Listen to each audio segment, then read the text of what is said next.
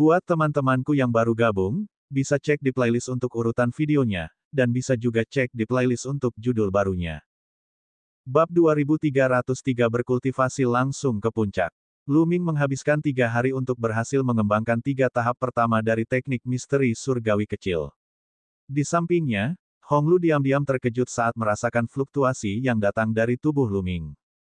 Dalam waktu 3 hari, dia telah berhasil mengembangkan 3 tahap pertama dari keterampilan misterius surga kecil. Meskipun dia tahu bahwa kekuatan fisik Lu Ming sangat kuat pada awalnya, Hong Lu masih terkejut. Kecepatan ini terlalu cepat. Namun, Lu Ming tidak berhenti. Dia sangat terpesona. Setiap saat, dia bisa merasakan tubuhnya menjadi semakin kuat. Otot dan tulangnya mati rasa dan gatal. Terjadi fluktuasi yang aneh. Perasaan ini terlalu menyenangkan dan menakjubkan. Lu Ming benar-benar tenggelam dalam kultivasinya. Dia benar-benar lupa dirinya dan waktu. Setelah tingkat ketiga, Lu Ming mulai mengembangkan tingkat keempat, lalu tingkat kelima, tingkat keenam. Semakin tinggi tingkat kultivasinya, semakin besar peningkatan yang dimiliki Lu Ming. Teknik misteri surgawi kecil pada awalnya dikembangkan untuk para penggarap tubuh untuk meletakkan fondasi dan memperkuat fondasi mereka. Adapun Lu Ming, dia belum pernah mengembangkan teknik kultivasi fisik apapun di masa lalu. Tubuh fisiknya sepenuhnya diperkuat oleh objek eksternal. Perbaikan seperti itu pasti akan menyebabkan ketidakstabilan fondasi. Misalnya ada beberapa titik mati pada tubuh yang belum ditempa sehingga akan menimbulkan cacat. Dan sekarang, Lu Ming telah mengatur ulang tubuhnya. Meski kekuatan fisiknya tidak meningkat banyak, kekuatan dan kualitas tubuhnya memiliki perbedaan kualitatif dari sebelumnya. Terlebih lagi, setelah mencapai teknik misteri surgawi minor tingkat ke-6, fondasinya menjadi sangat kokoh, dan kekuatan tubuh fisiknya mulai meningkat. Yang ke-7, ke-8, ke-9. Lu Ming telah menggunakan setengah bulan untuk mengembangkan keterampilan misterius surga kecil ke alam ke-9. Selain itu, Lu Ming tidak berniat berhenti dan sudah mencoba menerobos ke alam ke-10. Hal ini menyebabkan Hong Lu sangat terkejut. Bagaimana mungkin, untuk dapat mencapai tingkat ke-9 dari teknik misteri surgawi kecil hanya dalam waktu setengah bulan, dan masih terus melakukannya, dia adalah seorang jenius yang tiada taranya, dalam budidaya fisik. Kita harus melaporkan ini kepada yang lebih tua. Hong Lu bergumam pada dirinya sendiri, lalu segera meninggalkan tempat itu dan melaporkan masalah ini. Tidak lama kemudian, seberkas cahaya muncul di sini. Lebih dari selusin lelaki tua telah datang, semuanya adalah tetua dari silsilah kultivator tubuh kuno. Ketika orang-orang ini melihat Lu Ming, mata mereka membelalak. Dia sudah berada di level ke-10. Sulit dipercaya. Seseorang yang mengembangkan sistem nomologis mampu mengembangkan seni misterius surgawi kecil ke tingkat ke-10 dalam waktu yang singkat. Dia benar-benar jenius yang tiada taranya. Saya bertanya-tanya apakah dia berhasil mengembangkan ke-12 tahap teknik misteri surgawi kecil. Selusin lelaki tua berdiskusi dengan penuh semangat dan kaget. Meskipun teknik misteri surgawi kecil adalah teknik yang dapat memperkuat fondasi para penggarap tubuh, itu juga merupakan teknik yang paling penting. Hanya ketika teknik misteri surgawi kecil dikembangkan ke tingkat yang cukup tinggi, seseorang dapat mengembangkan teknik inti dari penggarap tubuh. Namun, tidak semua orang bisa mengembangkan keterampilan kecil misterius surgawi dengan sempurna. Nyatanya, sudah sangat bagus bisa mengolahnya hingga tingkat ke-9. Dia bisa dianggap jenius dalam bidang kultivasi fisik dan pencapaiannya di masa depan akan luar biasa. Adapun tingkat ke-12, yang merupakan tingkat tertinggi, belum banyak pembudidaya tubuh sejak zaman kuno. Masing-masing dari mereka adalah seorang jenius yang langka. Misalnya, Hong Lu sangat luar biasa, tapi dia membutuhkan waktu lebih lama daripada Lu Ming. Tidak ada orang lain yang bisa mengembangkan seni kecil misterius surgawi ke tingkat ini dalam waktu sesingkat itu. Semua orang menunggu dalam diam. Setelah itu, Ren Chan pun mengakhiri latihannya. Dia baru menyelesaikan level ketiga sejauh ini. Jika dilanjutkan, dia merasa belum cukup kuat dan perlu waktu untuk memolesnya secara perlahan. Ketika dia melihat lebih dari 10 pria tua menatap Lu Ming tanpa berkedip, dia terkejut. Setelah bertanya-tanya, Siang Hong Lu akhirnya memahami keseluruhan cerita masalah ini. Dasar mesum. Ren Chan menghela nafas. Para kultivator fisik mungkin tidak tahu betapa anehnya Lu Ming, tapi dia tahu. Lu Ming telah menguasai 3 prinsip utama. Dia adalah sosok yang belum pernah terjadi sebelumnya dalam sistem prinsip-prinsip. Dia tidak bisa menahan nafas ketika dia melihat Lu Ming begitu mesum ketika dia mengembangkan teknik kultivasi tubuh. Lu Ming tidak menyadari semua yang terjadi di luar. Dia tenggelam dalam kultivasinya. Dengan sangat cepat, dia menyelesaikan budidaya tingkat ke-10 dan menembus tingkat ke-11. Dia merasa tubuhnya terus menguat dan menjadi lebih tangguh. Kekuatannya juga meningkat. Khususnya, ada setetes darah naga leluhur di hatinya. Saat Lu Ming mengembangkan keterampilan misterius surga kecil, jejak energi melonjak ke tubuh Lu Ming dari setetes darah naga leluhur itu. Lu Ming menyempurnakannya dan memperkuat tubuh fisiknya.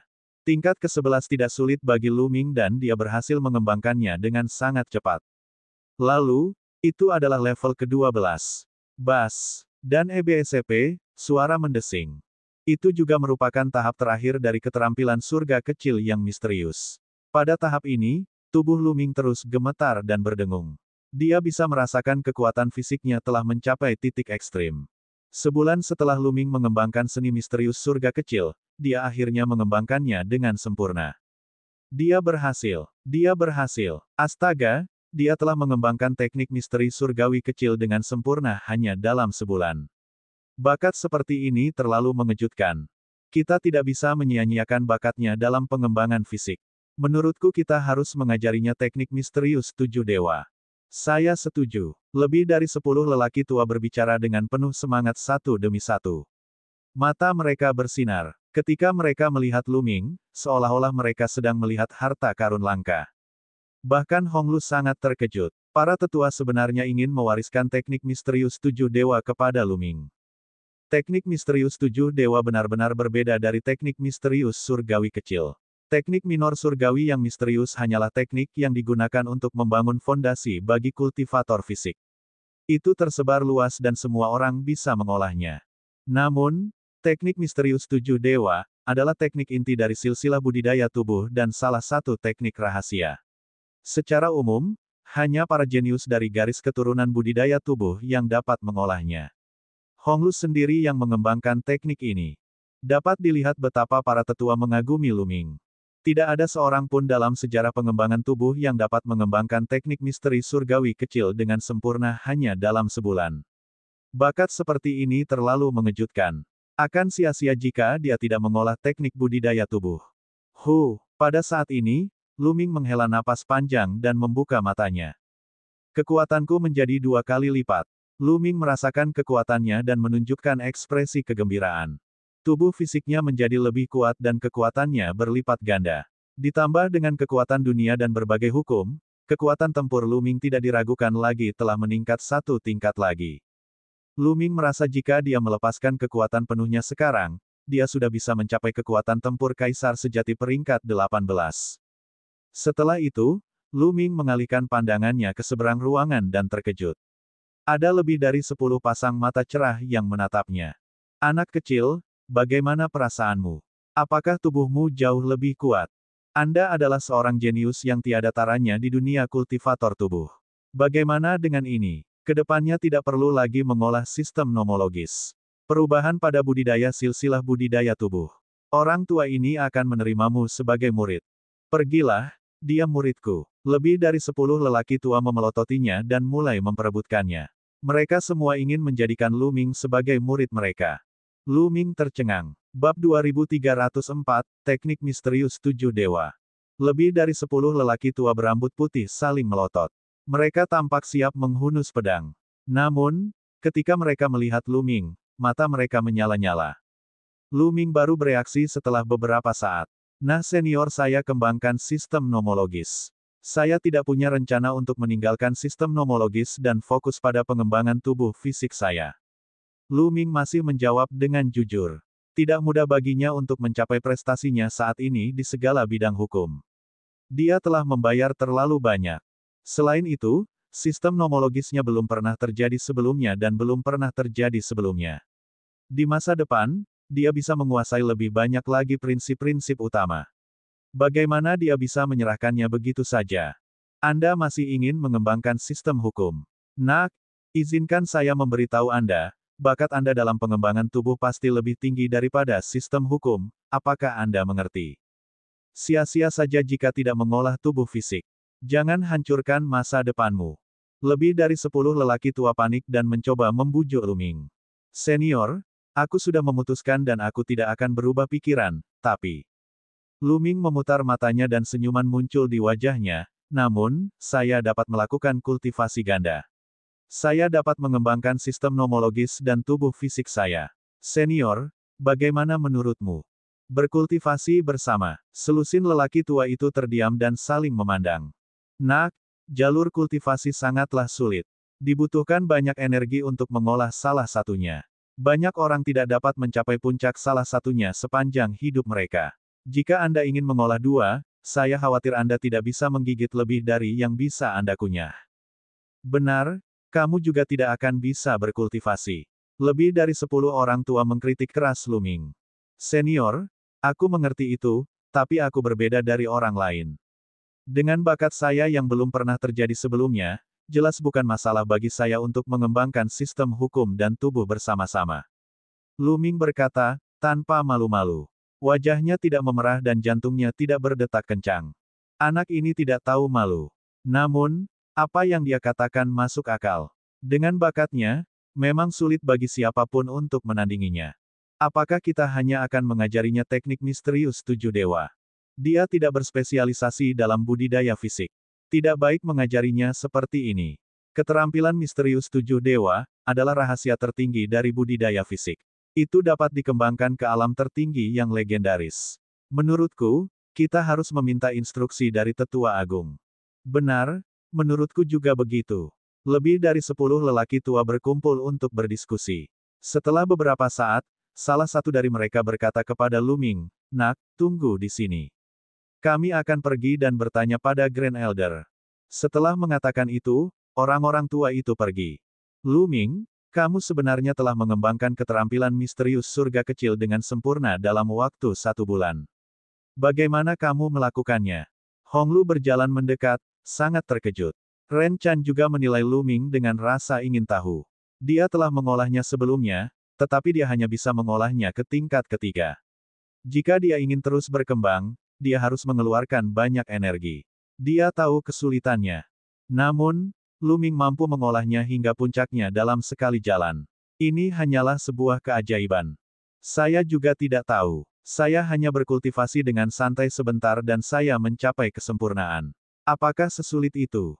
Luming bertanya dengan heran. Kelopak mata Ren Chan dan Honglu terus bergerak-gerak, mulut mereka ternganga dan lidah mereka terikat, sama sekali tidak dapat berbicara, begitu tertekan hingga mereka ingin muntah darah. Dia sangat terkejut. Itu tidak sulit. Setelah menahannya untuk waktu yang lama, Honglu mengeluarkan kalimat seperti itu. Itu pasti ada hubungannya dengan darah naga leluhur. Luming sedang berpikir. Dia merasa bahwa alasan dia mampu mengembangkan teknik misteri surgawi kecil hingga sempurna dalam sekali jalan sebagian besar terkait dengan setetes darah naga leluhur. Saat dia berkultivasi ke tahap selanjutnya, energi dalam darah naga leluhur terus dimurnikan. Beginilah cara Luming berhasil mengembangkan keterampilan misterius surga kecil hingga sempurna dalam sekali jalan. Kemudian, Ren Chan bertanya kepada Luming tentang metode pengembangan keterampilan misterius surga kecil. Mereka mengobrol sambil menunggu. Mereka tidak perlu menunggu lama sebelum selusin lelaki tua itu kembali. Nak, kami sudah bertanya pada tetua tertinggi. Menurutnya bakatmu itu langka, dan sayang sekali jika kamu tidak mengolah tubuhmu. Jadi, tetua tertinggi telah setuju untuk mengajarimu keterampilan misterius 7 dewa. Ambil. Kata salah satu tetua. Dia kemudian mengeluarkan gulungan kulit binatang dan menyerahkannya kepada Luming. Metode budidaya teknik misterius 7 dewa dicatat di dalamnya. Ingat ini dan kembalikan kulit binatang ini kepada kami. Kata orang tua itu. Terima kasih banyak, senior. Luming mengungkapkan rasa terima kasihnya dan sangat gembira. Dia mengambil kulit binatang itu dan melihatnya dengan cermat. Tidak lama kemudian, dia telah menghafal semua isi kulit binatang itu dan mengembalikannya kepada para tetua. Luming menutup matanya dan dengan cermat memahami isinya. Teknik misterius 7 dewa adalah teknik tertinggi dalam pengembangan fisik, dan itu jauh lebih indah daripada teknik misterius surgawi kecil. Teknik misterius 7 dewa dibagi menjadi 7 tingkatan. Setiap level dibagi lagi menjadi tahap awal, tahap tengah, dan tahap akhir. Lu Ming menghabiskan total 7 hari sebelum dia memahami secara kasar isi beberapa level pertama. Kemudian, dia mulai berkultivasi. Bas, otot, tulang, organ dalam, dan bahkan setiap tetes darahnya mengeluarkan getaran yang luar biasa. Gelombang kekuatan luar biasa meresap ke setiap sudut tubuh Lu Ming dan setiap sel. Tubuh fisik Lu Ming sedang mengalami transformasi. Dua tahap pertama dari teknik misterius 7 dewa juga untuk membangun fondasi yang kokoh. Itu sangat mirip dengan tahap selanjutnya dari teknik misterius surga kecil. Lu Ming sangat berhasil dalam mengembangkan dua tahap pertama dan segera, dia berhasil. 7 hari kemudian, Lu Ming telah mencapai tahap ketiga dari teknik misterius 7 dewa. Ketika keterampilan misterius 7 dewa dikembangkan ke tingkat ketiga, dia dapat bersaing dengan Kaisar Kekosongan hanya dengan kekuatan fisiknya. Pada tingkat keempat, seseorang bisa bertarung melawan Kaisar sejati hanya dengan kekuatan tubuh mereka. Tingkat kelima berhubungan dengan Kaisar Agung. Tingkat keenam berhubungan dengan The Celestial Tirk. Dan tingkat ketujuh tertinggi berhubungan dengan alam tertinggi. Setelah mencapai tahap ketiga, kecepatan kultivasi Lu Ming melambat. Dia terus mengedarkan teknik misterius 7 dewa, dan setetes darah naga leluhur di hatinya terus-menerus mengedarkan energi ke seluruh tubuh Lu Ming. Saat teknik misterius 7 dewa beredar, teknik itu meresap ke dalam setiap sel di tubuh Lu Ming, terus memperkuat tubuh fisiknya. Waktu berlalu hari demi hari. Lu Ming juga terus-menerus menerobos. Tahap awal dari tingkat ketiga, tahap tengah, tahap akhir. Setelah 2 bulan, Lu Ming akhirnya mengembangkan teknik misterius 7 dewa ke tahap akhir tingkat ketiga. Namun, Lu Ming tidak berhenti. Dia merasa bisa terus menerobos. Dalam 2 bulan terakhir, Ren Chan, Hong Lu, dan selusin tetua telah mengawasi di dekatnya. Jenius, sungguh jenius. Dia mengembangkan keterampilan misterius 7 dewa ke tahap akhir dari tingkat ketiga sekaligus, dan dia tidak menunjukkan tanda-tanda akan berhenti. Ini belum pernah terjadi sejak zaman kuno. Selusin lelaki tua berseru kagum. Pada saat ini, beberapa pria kekar terbang dengan ekspresi muram dan melaporkan, "Tetua, ada kabar buruk. Di luar pintu keluar, tempat nenek moyang kita tertidur, sejumlah besar ras alien telah berkumpul. Mereka sudah melancarkan serangan, dan mereka sangat kuat. Mereka di sini. Ayo pergi dan kumpulkan semua ahlinya." Mata seorang tetua dingin, dan dia memancarkan aura yang kuat. Bab 2305, Kekuatan Tempur Meroket. Lebih dari selusin tetua meninggalkan tempat itu dan menuju pintu keluar dunia kecil. Pada saat yang sama, sejumlah besar penggarap tubuh Archean bergegas menuju pintu keluar. Di pintu keluar dunia kecil, tempat nenek moyang penggarap tubuh kuno tertidur, pertempuran yang mengerikan sedang terjadi. Ahli non-manusia yang tak terhitung jumlahnya menyerang makam itu seperti badai. Satu demi satu, kuburannya terbuka, dan zombie keluar. Semua zombie ini sangat menakutkan. Banyak dari mereka memiliki kekuatan bertarung di alam Kaisar Agung. Beberapa bahkan memiliki kekuatan bertarung dari alam Kaisar Surgawi. Zombie-zombie ini adalah pembangkit tenaga listrik teratas di antara para penggarap tubuh ketika mereka masih hidup. Selain itu, ada juga orang-orang dari garis keturunan kultivator tubuh Archean yang bertarung dengan ras asing yang tak terhitung jumlahnya. Lebih dari selusin tetua dan sejumlah besar kultivator tubuh bergegas keluar dan menyerang makhluk asing. Membunuh. Orang-orang tua itu berambut putih. Saat mereka berteriak, ki dan darah mereka membubung ke langit seperti asap. Kekuatan mengerikan keluar dari tubuh mereka, seolah-olah naga barbar kuno sedang bangkit. Ledakan, ledakan. Serangan mereka sederhana saja. Mereka hanya meninju dan kekuatan tinju menghancurkan kehampaan, membunuh sejumlah besar ras alien. Sedangkan untuk zombie, mereka bahkan lebih lugas dan tidak takut mati. Mereka mengabaikan pertahanan dan menyerang dengan liar.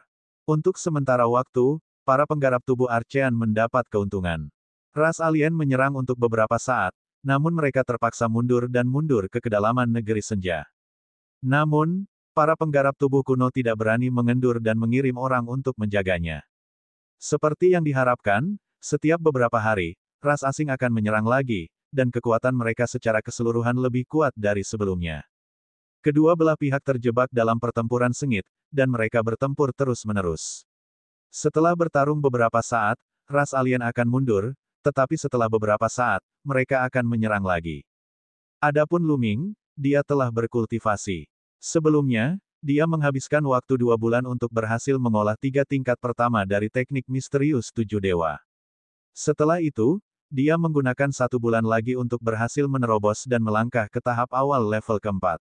Setelah itu, dia menghabiskan 1 bulan lagi untuk mengembangkan teknik misterius 7 dewa hingga pertengahan tingkat keempat. Lu Ming tidak punya pilihan selain berhenti berkultivasi pada saat ini.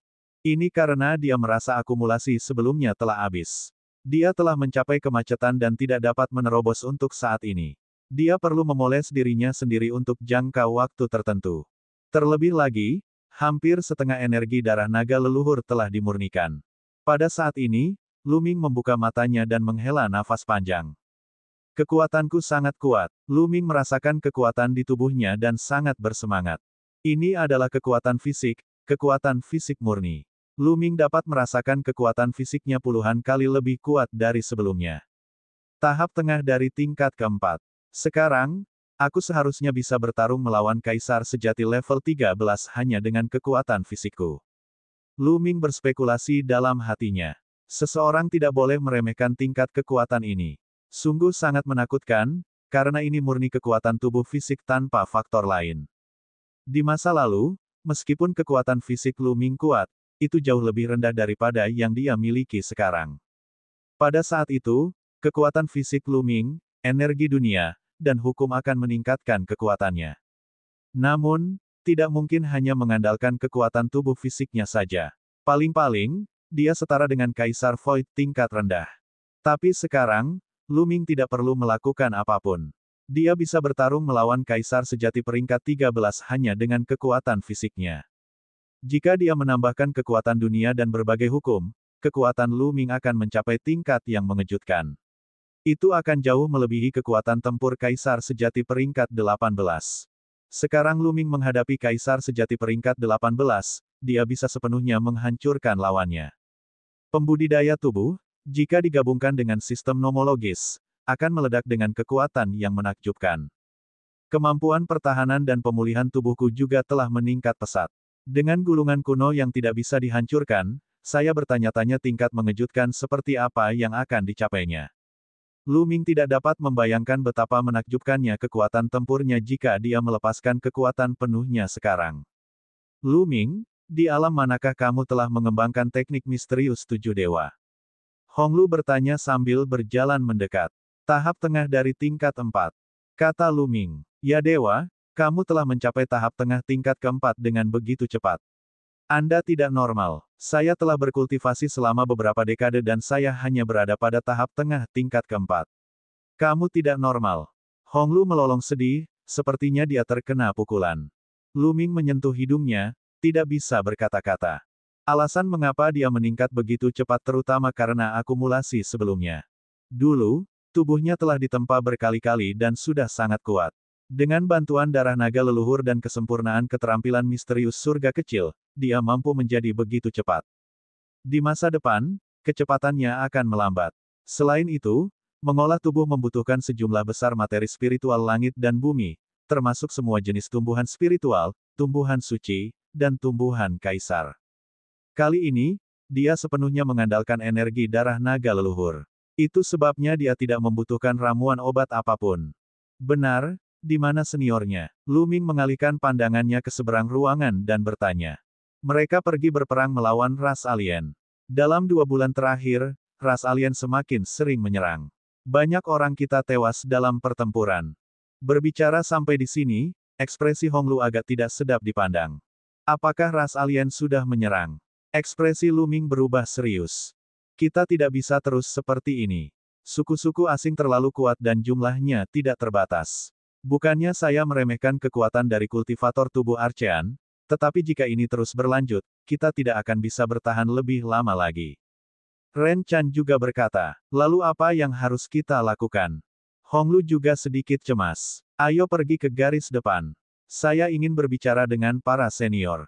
Kata Lu Ming. Baiklah, ayo pergi. Honglu mengangguk, dan segera, mereka bertiga menuju pintu keluar dunia kecil. Dengan kecepatan mereka, tidak butuh waktu lama bagi mereka untuk sampai di dekat pintu keluar dunia kecil. Di dekat pintu keluar dunia kecil, banyak bangunan yang dibangun sementara. Sejumlah besar kultivator tubuh kuno ditempatkan di sini. Ketika Lu Ming dan yang lainnya tiba, terlihat jelas bahwa pertempuran besar baru saja terjadi di luar. Banyak orang baru saja mundur dari luar. Di aula batu besar, beberapa tetua agung dan lebih dari 20 tetua dari silsilah penggarap tubuh kuno sedang mengadakan pertemuan. Namun, mereka semua terlihat serius dan mengerutkan kening. Suasana di aula batu sangat menindas. Pada saat ini, seseorang melaporkan bahwa Honglu, Lu Ming, dan yang lainnya sedang meminta pertemuan. Biarkan mereka masuk. Salah satu tetua di puncak berbicara. Para tetua agung tertinggi dari para penggarap tubuh kuno semuanya merupakan tokoh dikdaya di alam kaisar surgawi. Setelah beberapa saat, Lu Ming, Ren Chan, dan Hong Lu masuk. Semua mata tertuju pada Lu Ming. Nak, level apa yang telah kamu capai dengan keterampilan misterius tujuh dewa? Seorang lelaki tua bertanya dengan rasa ingin tahu. Tahap tengah dari tingkat 4. Lu Ming menjawab dengan jujur. Tahap tengah dari tingkat 4. Para lelaki tua dan beberapa lelaki parubaya di aula batu melebarkan mata mereka. Mereka tahu kapan Lu Ming mulai berkultivasi. Hanya beberapa bulan berlalu dan dia telah mengembangkan teknik misterius tujuh dewa hingga pertengahan tahap keempat. Bahkan para tetua dan tetua, yang telah hidup lama, mau tidak mau akan tercengang dengan kecepatan ini. Mereka sangat terkejut hingga tidak dapat berbicara. Bab 2306, Mundur.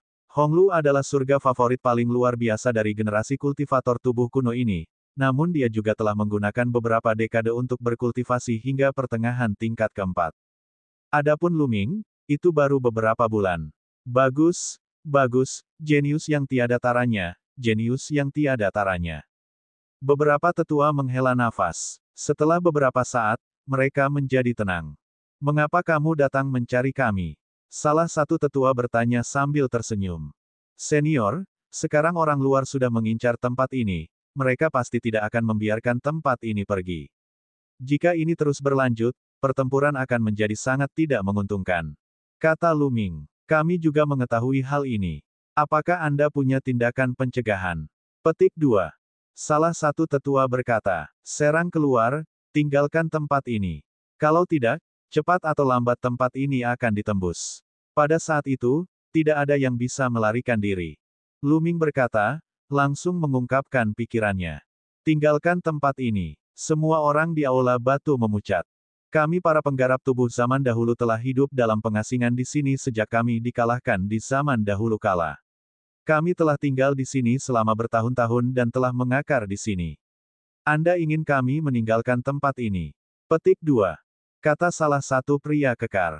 Yang lainnya juga diam. Memang benar, garis keturunan mereka telah tinggal di sini selama bertahun-tahun yang tak terhitung jumlahnya. Siapa yang rela menyerah begitu saja? Senior, bukannya saya meremehkan kekuatan para penggarap tubuh, tetapi suku asing terlalu kuat. Hanya sebagian kecil dari mereka yang menyerang dari luar. Di zaman kuno, alam surga sangatlah makmur. Orang-orang kuat berkumpul dan orang-orang kuat yang tak terkalahkan mendominasi dunia. Namun pada akhirnya, itu masih berhasil ditembus dan banyak orang kuat yang tewas dalam pertempuran. Dari 9 wilayah surga, hanya wilayah surga Taikking yang tersisa, hampir tidak dapat bertahan. Jika ras alien mengirim beberapa pembudidaya kuat dari medan perang wilayah surgawi Taikking, kita pasti tidak akan bisa mempertahankannya. Lu Ming menyarankan, orang-orang dari garis keturunan penggarap tubuh kuno memiliki ekspresi serius saat mereka berpikir dengan serius. Mereka juga memahami bahwa Lu Ming benar. Cabang mereka hanyalah salah satu cabang dari para penggarap tubuh kuno. Kekuatan mereka jauh dari sebanding dengan para penggarap tubuh kuno di puncaknya selama era kuno. Namun, para penggarap tubuh zaman purba, yang berada pada puncaknya, masih dikalahkan oleh sistem nomologis. Belakangan, setelah bertahun-tahun berkembang, sistem nomologis berkembang pesat, namun masih ditembus oleh ras alien. Bisa dilihat betapa kuatnya ras alien. Mereka pasti tidak akan mampu menahannya. Sebenarnya ada jalan keluar lain di dimensi saku ini. Jika Anda ingin mundur, Anda bisa mundur dari pintu keluar yang lain. Setelah sekian lama, seorang tetua agung berbicara, suaranya penuh dengan ketidakberdayaan. Ada jalan keluar lain. Mata Luming berbinar. Ini jauh lebih baik daripada terburu-buru keluar. Semuanya, bagaimana menurutmu? Haruskah kita mundur? Grand Elder yang berbicara sebelumnya memandang yang lain. Saya setuju untuk mundur. Saya juga setuju. Garis keturunan kita tidak bisa dipotong seperti ini. Saya setuju. Para tetua dan tetua yang tersisa semuanya menyatakan kesediaan mereka untuk mundur. Hanya sedikit orang yang diam dan tidak mau. Saya punya pertanyaan. Dunia kecil kita mempunyai populasi yang begitu besar. Bagaimana kita mengeluarkan mereka saat kita mundur? Petik 2. Salah satu dari mereka bertanya. Itu mudah. Mereka yang berada dalam sistem nomologis kita dapat memadatkan dunia kecil ketika mereka mencapai alam kaisar yang sebenarnya. Bahkan kaisar sejati bintang 1 dapat memadatkan dunia kecil dengan radius 100.000 mil, yang cukup untuk mengeluarkan semua orang. Kata Ren Chan. Lalu kemana kita pergi setelah mundur? Salah satu pria kekar bertanya. Ke wilayah surgawi Taiking. Salah satu tetua berkata, wilayah surgawi Taiking. Kali ini, tidak hanya banyak tetua dari kultivator tubuh Archean yang tercengang, tetapi bahkan Luming dan Ren Chan pun tercengang. Mungkinkah ada cara untuk mencapai wilayah surgawi Taiking dari 10.000 wilayah surgawi roh? Jika ya, mengapa ras alien tidak menemukannya setelah bertahun-tahun? Bagaimana saya bisa pergi ke wilayah surgawi Taiking? Mata banyak orang tua berbinar. Alangkah baiknya jika dia bisa pergi ke wilayah surgawi Taiking. Ada sebuah buku kuno di Sekte Budidaya Fisik kita. Dikatakan bahwa jika Anda memulai dari mata air kuning di 9 wilayah surgawi bawah, Anda dapat mencapai jalur antara wilayah surgawi Taiking dan wilayah surgawi Hunyuan. Menurut Luming, jalur antara wilayah surgawi Taiking dan wilayah surgawi Hunyuan telah menjadi medan perang. Selama kita sampai di sana, kita bisa memasuki kota dua dunia dan memasuki wilayah surgawi Taiking. Kata sesepuh agung lainnya. Bukankah itu berarti kita harus pergi ke alam baka terlebih dahulu? Seseorang berkata, ini adalah satu-satunya rencana sekarang. Salah satu tetua berkata, senior, ini sangat mungkin. Ada bagian yang menghubungkan 9 wilayah surgawi bawah dan 10.000 wilayah surgawi roh. Selama kita bergegas melewati lorong dan memasuki 9 wilayah surgawi bawah, kita dapat mencapai dunia bawah dan kemudian menuju ke wilayah surgawi Taiking. Apalagi energi budidaya suku asing berbeda dengan kita. Di alam surga, meskipun mereka juga dapat menyerap ki asli untuk budidaya, kecepatannya sangat lambat dan efisiensi pemurniannya sangat rendah. Oleh karena itu, kecuali medan perang di surga Taiking, suku asing di wilayah surga lainnya tidak banyak. Dengan kekuatanmu, kamu bisa membunuh jalan menuju akhirat. Kata Ren Chan. Kata-katanya membuat mata semua orang berbinar. Baiklah, kalau begitu kita akan melakukannya. Saya harus merepotkan Anda untuk menempatkan semua orang di bawah alam bela diri tertinggi ke dunia kecil dan kemudian mundur. Salah satu tetua mengumumkan dan memberi perintah. Segera, semua orang mulai bertindak. Orang-orang yang mengembangkan sistem hukum nomologis mulai bergerak. Mereka menahan semua orang di dunia kecil ke dalam dunia kecil, meninggalkan mereka yang berada di atas alam bela diri tertinggi di luar. Setelah bertahun-tahun berkembang, populasi garis keturunan penggarap tubuh kuno telah mencapai puluhan miliar. Namun, ini bukanlah masalah sama sekali. Dunia kecil kaisar sejati bintang 1 memiliki radius 100.000 mil. Dunia kecil kaisar yang agung memiliki radius 1 juta mil, dan sangat mudah untuk menampung puluhan miliar orang. Setelah beberapa hari, orang-orang di dunia kecil ini dan semua sumber daya telah terkumpul. Saat ini, mereka mulai mundur. Namun, mereka tetap meninggalkan sekelompok orang untuk menjaga pintu keluar dan mengendalikan beberapa zombie untuk melawan ras alien. Tidak ada jalan lain. Seseorang harus tetap tinggal, atau ras alien akan mengetahuinya. Mereka yang tertinggal pasti akan mati. Sementara itu, semua supremes bela diri ke atas dari para penggarap tubuh telah membawa sebagian dari zombie yang kuat ke sisi lain dunia kecil. Ada jalan keluar lain di sini. Mereka melewati pintu keluar ini dan keluar dari negeri senja. Kemudian, mereka terbang menuju jalan di alam baka dengan kecepatan tinggi. Namun, mereka masih bertemu dengan beberapa ras alien dalam perjalanan. Meskipun ras asing ini dengan mudah dibunuh oleh para penggarap tubuh kuno, mereka masih lemah. Namun, masih ada beberapa ras alien yang berhasil menyebarkan kabar tersebut sebelum mereka mati. Ras asing di negeri senja menerima kabar tersebut dan sangat marah. Mereka melancarkan serangan sengit di kedalaman negeri senja. Para penggarap tubuh Archean yang tertinggal untuk menutupi retret secara alami bukanlah tandingannya dan semuanya terbunuh pada akhirnya. Ketika ras asing bergegas ke dunia kecil para penggarap tubuh Arkan dan menemukan bahwa mereka semua telah pergi, mereka sangat marah dan memerintahkan semua ras asing di wilayah 10.000 roh surgawi untuk mengepung dan membunuh para penggarap tubuh Arkan. Namun, sudah terlambat. Bab 2307, Kapal Perang yang Mencapai Langit. Kelompok Luming sangat cepat. Bersama dengan beberapa penggarap tubuh Archean, mereka sangat kuat. Meskipun mereka menghadapi beberapa suku asing yang menghalangi mereka, suku asing yang berkumpul dengan tergesa-gesa bukanlah tandingan mereka. Mereka dengan mudah dibunuh. Beberapa hari kemudian, mereka tiba di lorong antara 10.000 wilayah surgawi roh dan wilayah surgawi yang sangat buruk. Lorong di sini sangat luas, mirip dengan lorong antara alam surga Taiking dan alam surga Hunyuan. Namun, tidak banyak ras asing yang menjaga tempat ini.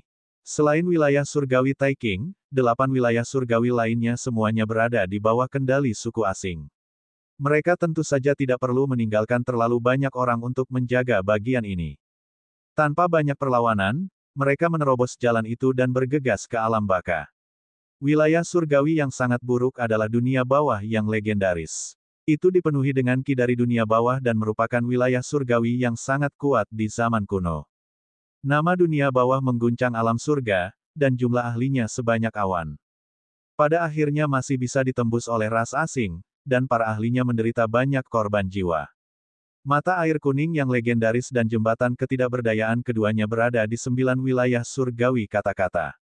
Saat itu, ketika Luming memasuki makam Kaisar Reinkarnasi, dia telah melihat ketidakberdayaan di akhirat.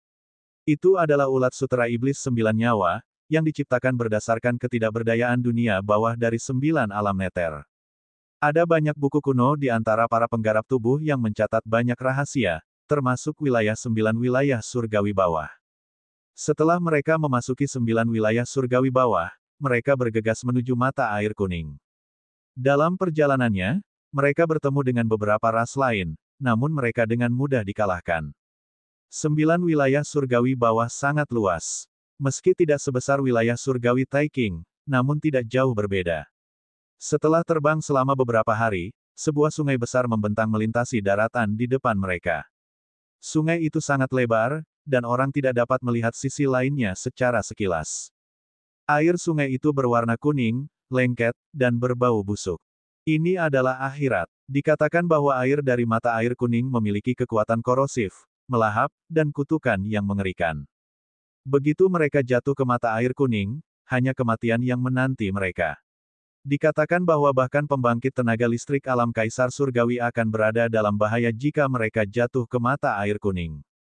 Adapun mata air kuning, tidak ada yang tahu berapa panjangnya. Tidak ada yang benar-benar tahu. Tidak ada yang tahu di mana sumbernya, dan tidak ada yang tahu di mana alirannya. Beberapa orang berjalan menyusuri mata air kuning dan menemukan bahwa mata air kuning tersebut mengalir ke dalam kehampaan abadi. Di sepanjang kehampaan, ia akan melewati jalur antara alam surgawi Taiking dan alam surgawi Hunyuan, yang merupakan medan perang saat ini. Inilah harapan mereka, dan mereka akan maju menyusuri mata air kuning. Membunuh. Sekelompok besar ras alien telah berkumpul di tepi sungai mata air kuning, dan mereka menyerbu ke arah mereka. Tidak baik. Tampaknya suku-suku asing telah menduga bahwa kita akan datang ke mata air kuning dan telah mengumpulkan banyak ahli di sini. Ekspresi seseorang berubah. Bunuh mereka dari sisi lain. Salah satu tetua dari kultivator tubuh kuno berteriak, dan semua orang bergegas ke arah lain. Namun tak lama kemudian, sejumlah besar ras asing pun berdatangan dari arah tersebut. Mengenakan biaya, seorang Grand Elder berteriak, dan semua orang bergegas mendekat. Mereka sudah berada di tepi mata air kuning. Hanya ada harapan jika mereka bergegas. Pembangkit tenaga listrik dari kedua belah pihak bertabrakan dengan sengit. Di pihak Luming, semua orang di bawah pangkat tertinggi bela diri telah disimpan di dunia kecil. Mereka yang tertinggal di luar semuanya adalah pembangkit tenaga listrik di atas pangkat tertinggi bela diri.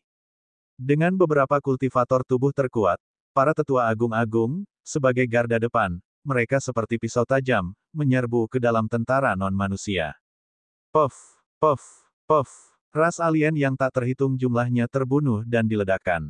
Namun, ada juga pembangkit tenaga listrik di ras alien, termasuk mereka yang berada di alam Kaisar Surgawi. Alam Kaisar Surgawi terlalu menakutkan. Begitu mereka bergerak, mereka bisa menghancurkan dunia. Serangan Luming dan kelompoknya segera diblokir dan kecepatannya melambat.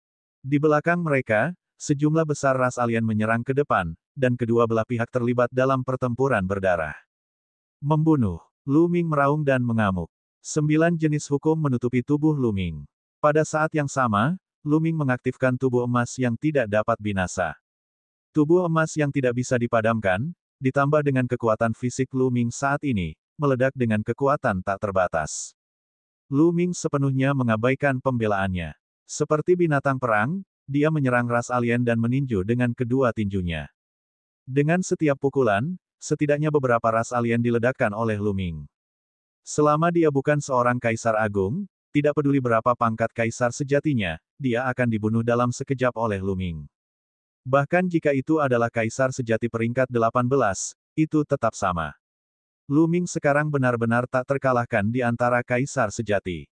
Bang, bang, Luming telah membunuh ras alien yang tak terhitung jumlahnya dan tubuhnya bermandikan darah mereka. Perlahan-lahan, mereka menerobos pertahanan non-manusia dan sampai di tepi mata air kuning. Keluarkan kapal perang yang membentang luas.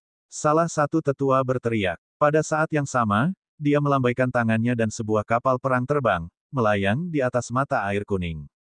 Kalian mengendalikan tubuh pertempuran leluhur untuk bertahan melawan ras alien. Kami akan mengaktifkan kapal perang langit. Sebuah suara menyebar ke segala arah. Ledakan. Setelah itu, tubuh tetua agung bergemuruh saat aliran energi vital dan darah menyembur keluar dan memasuki kapal perang yang mencapai langit. Bas! Kapal perang itu bergetar dan berdengung. Aura menakutkan terpancar darinya saat ukurannya bertambah dengan cepat. Mustahil meninggalkan mata air kuning tanpa harta karun yang kuat.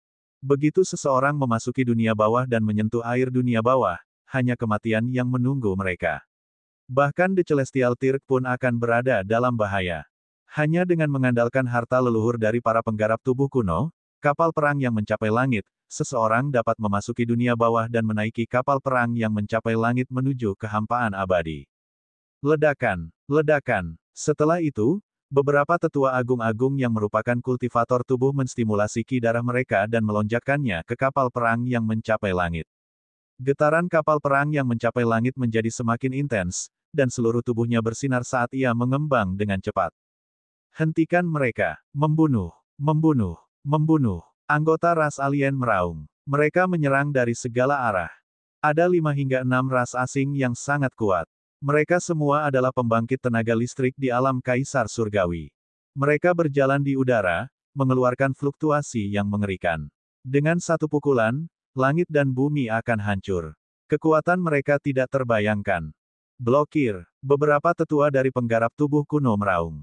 Mereka bukan tandingannya, jadi mereka hanya bisa mengandalkan zombie-zombie itu. Mereka mengendalikan zombie dan menyerang ke depan. Beberapa zombie memiliki kekuatan tempur alam Kaisar Surgawi dan mampu melawan Kaisar Surgawi dari ras alien. Namun, mereka kalah jumlah dan tertindas saat mereka bertemu. Bang! Bang! Beberapa zombie alam Kaisar besar dihantam oleh Kaisar Surgawi non-manusia dan meledak di udara. Tapi sekarang, dia tidak punya pilihan selain mengorbankan zombie-zombie ini untuk mengulur waktu bagi Grand Elder. Bas! Setelah beberapa saat, kapal perang yang mencapai langit itu melebar hingga berukuran puluhan ribu meter dan mendarat di sungai mata air kuning. Naiklah ke langit yang menghubungkan kapal perang. Kami akan melindungimu. Salah satu tetua agung meraung dan menyerbu untuk bertarung melawan Kaisar Langit yang bukan manusia. Para tetua lainnya juga bergegas mendekat. Sedangkan bagi mereka yang basis budidayanya lebih lemah, mereka menyerang kapal perang bentang langit. Hal ini khususnya terjadi pada mereka yang mengembangkan hukum nomologis. Karena dunia kecil mereka memiliki populasi yang besar, para penggarap tubuh Archean melindungi mereka dan mengizinkan mereka menaiki kapal perang yang mencapai langit terlebih dahulu. Luming, Ren Chan, dan yang lainnya juga menaiki kapal perang. Kemudian, Yang lainnya menaiki kapal perang satu demi satu. Hanya tetua agung-agung dan beberapa zombie kuat yang bertarung dengan pihak lain. Bab 2308, kembali. Mundur. Para tetua tertinggi dari para penggarap tubuh kuno bertempur saat mereka mundur. Jangan biarkan mereka pergi, hentikan mereka. Salah satu kaisar surgawi yang bukan manusia meraung marah ketika seberkas cahaya destruktif keluar dari matanya. Mereka sangat menakutkan ketika mereka menyerang ke arah Grand Elder penggarap tubuh. Kaisar surgawi non-manusia lainnya juga melancarkan serangan sengit. Para tetua agung-agung yang mengembangkan kekuatan fisik merasa sulit untuk mundur ke kapal perang kuno. Di antara para penggarap tubuh kuno, ada seorang lelaki tua yang merupakan ahli yang tiada taranya. Kecakapan bertarungnya sangat menakutkan. Sayangnya, ras asing juga memiliki ahli yang mampu menahannya. Dan EBSCP, pada akhirnya, mereka tidak punya pilihan selain memerintahkan beberapa zombie kuat untuk melancarkan serangan bunuh diri untuk menahan musuh sementara. Para tetua agung mengambil kesempatan untuk menaiki kapal perang yang mencapai langit itu. Mengaum, mengaum. Namun, beberapa zombie kuat diblokir oleh pihak lain dan dikepung. Tubuh mereka yang tidak bisa dihancurkan terkoyak. Ayo pergi. Kapal perang bentangan langit bergemuruh dan berlayar menuju kedalaman mata air kuning. Tinggal, sebanyak 6 hingga 7 ras asing mengejar mereka. Mereka semua adalah eksistensi kaisar surgawi. Mereka tidak menyerah dan melancarkan serangan yang mengerikan, ingin meledakkan kapal perang yang mencapai langit dan mengubur semuanya di mata air kuning. Namun, para tetua penggarap tubuh bergabung dan memblokir serangan pihak lain.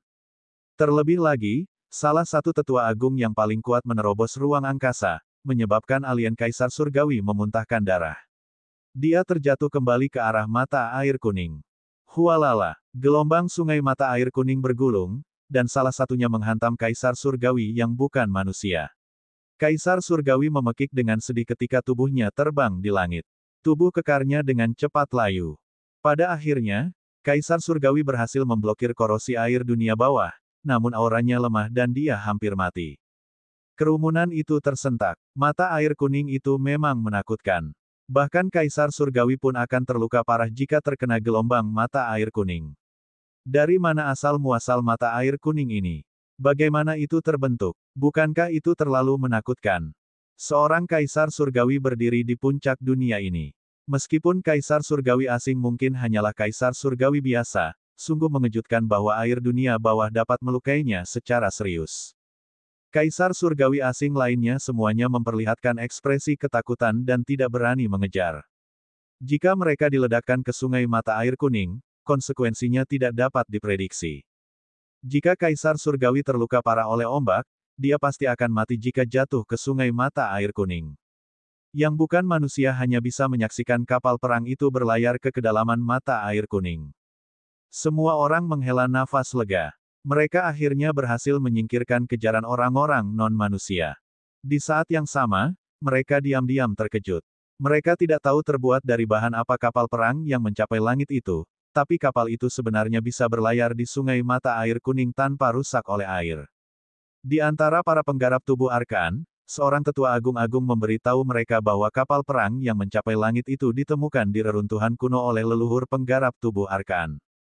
Setiap orang hanya bisa membiarkan imajinasinya menjadi liar. Kehancuran macam apa yang bisa mendapatkan harta karun seperti kapal perang bentangan langit? Kapal perang yang mencapai langit itu sangat besar. Ia berlayar di sungai mata air kuning dan mengikuti arah aliran air sungai. Tidak ada yang tahu kemana alirannya. Semua orang hanya bisa menunggu dengan sabar. Sebulan kemudian, kapal perang penghubung langit telah menempuh jarak yang jauh, dan tidak ada apa-apa di depannya. Dia telah mencapai tepi dunia akhirat. Namun, sungai mata air kuning tidak berhenti. Sebaliknya, itu mengalir ke dalam kehampaan. Sungai yang tidak berada di tanah tetapi terhubung dengan kehampaan sungguh mengejutkan. Semua orang memandang dengan bingung. Dia tidak bisa menahan diri untuk tidak menghela nafas melihat keajaiban langit dan bumi. Kapal perang yang mencapai langit mengikuti sungai mata air kuning dan berlayar menuju kehampaan. Mereka melihat sekeliling dan melihat kehampaan gelap di segala arah. Sungai mata air kuning itu seperti sebuah lorong, dan mereka tidak tahu kemana alirannya. Pada titik ini, semua tetua menjadi bersemangat. Tercatat dalam buku-buku kuno bahwa Sungai Mata Air Kuning akan melewati medan perang antara wilayah surgawi Taiking dan wilayah surgawi Hunyuan. Mereka harus berkonsentrasi dan memanfaatkan kesempatan singkat untuk keluar dari sini. Waktu berlalu hari demi hari. Mereka tidak tahu seberapa jauh mereka telah melakukan perjalanan dalam kehampaan yang gelap. Tempat itu sunyi, seolah abadi.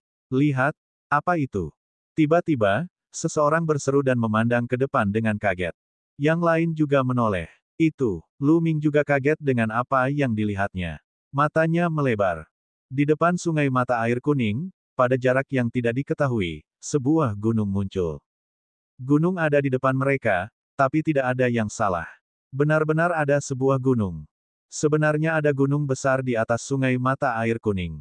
Saya tidak pernah mendengarnya. Seorang lelaki tua menghela nafas. Dia adalah penatua agung dari kultivator tubuh, tetapi dia belum pernah mendengar hal seperti itu. Tidak ada rumor seperti itu dalam rumor tentang Sungai Mata Air Kuning di masa lalu. Ada gunung di Sungai Mata Air Kuning. Kapal perang bentangan langit terus bergerak maju, namun gunung itu masih mengambang di depannya. Tampaknya tidak menjadi lebih dekat. Mungkinkah itu akhir dari Mata Air Kuning? Seseorang bergumam. Yang lainnya kaget. Ujung Mata Air Kuning adalah sebuah gunung. Ini terdengar sangat keterlaluan. Kami di sini, serang. Pada saat ini, seorang tetua agung meraung. Darah dan kinya bergejolak saat dia melayangkan pukulan ke ruang kosong di sebelah kanannya. Kekuatan pukulan ini sangat kuat. Saat dilempar, ruang itu terus meledak seperti kertas. Pada saat yang sama, para tetua tertinggi lainnya juga bergerak, terus-menerus menyerang ke arah itu. Dengan begitu banyak ahli yang menyerang pada saat yang sama, kekuatannya sangat menakutkan. Ruangan itu benar-benar terkoyak, dan situasi di luar bisa terlihat. Di luar, itu adalah negeri yang sunyi senyap. Medan perang. Itu medan perangnya. Lu Ming sangat gembira. Dia tahu bahwa itu adalah medan perang antara wilayah surgawi Taiking dan wilayah surgawi Hunyuan. Dia tidak mungkin salah. Seperti yang diharapkan, Sungai Mata Air Kuning akan melewati medan perang antara wilayah surgawi Taiking dan wilayah surgawi Hunyuan. Jarak antara tempat ini dan medan perang sangat tipis, dan dibuka secara paksa oleh beberapa tetua tertinggi. Ayo pergi. Seorang tetua agung sedang mengarahkan kapal perang yang mencapai langit menuju celah spasial. Retakan di ruang itu sembuh dengan sendirinya. Para tetua lainnya terus membombardir celah di ruang angkasa. Ledakan, ledakan, ledakan. Kapal perang yang mencapai langit berhasil meninggalkan Sungai Mata Air Kuning dan bergegas ke celah tersebut. Tidak lama kemudian, kapal perang raksasa itu keluar dari celah spasial dan mendarat di sebidang tanah, menimbulkan awan debu. Saya kembali. Lu Ming merasakannya dengan hati-hati dan sangat gembira. Ini jelas merupakan medan perang. Setelah berputar-putar dalam lingkaran besar, Lu Ming kembali ke medan perang dan membawa kembali sejumlah besar ahli. Dengan tambahan kelompok penggarap tubuh Archean ini, kekuatan dua kota dunia juga akan meningkat. Saudara Lu Ming, kami akan mengikutimu sekarang. Salah satu tetua agung-agung melambaikan tangannya dan kapal perang yang menghubungkan surga menyusut dengan cepat. Dia menyimpannya dan tersenyum pada Lu Ming. Bab 2309, Perjamuan Keluarga LAN. Pandangan semua orang tertuju pada Lu Ming. Tak satu pun dari mereka pernah ke wilayah surgawi Taiking atau medan perang sebelumnya. Tentu saja, mereka harus bergantung pada Lu Ming. Senior, ikuti aku. Lu Ming mengidentifikasi arah dan menuju ke arah kota dua dunia. Orang-orang lainnya mengikutinya. Medan perang tempat mereka berada bukanlah medan perang para kaisar ilusi, medan perang para kaisar sejati, atau medan perang para penguasa besar. Itu adalah medan perang biasa. Aura mereka terlalu kuat saat mereka melayang di udara dengan kekuatan yang menakjubkan. Dalam perjalanan, beberapa ras alien menemui mereka, dan ekspresi mereka berubah. Mereka berbalik dan berlari, tetapi mereka dibunuh dengan satu pukulan oleh penggarap tubuh Archean. Mereka telah menghadapi beberapa gelombang ras asing, tetapi mereka semua dibunuh oleh para penggarap tubuh kuno yang marah. Saat ini, semua penggarap tubuh Archean sangat marah. Karena ras asing, mereka kehilangan rumah dan tanah leluhur. Tentu saja mereka sangat marah. Tidak lama kemudian, dua kota dunia akhirnya muncul di hadapan mereka. Berdebar, ledakan. Ketika Lu Ming dan yang lainnya mendekat, genderang perang yang memekakkan telinga bergema di atas kota dua dunia.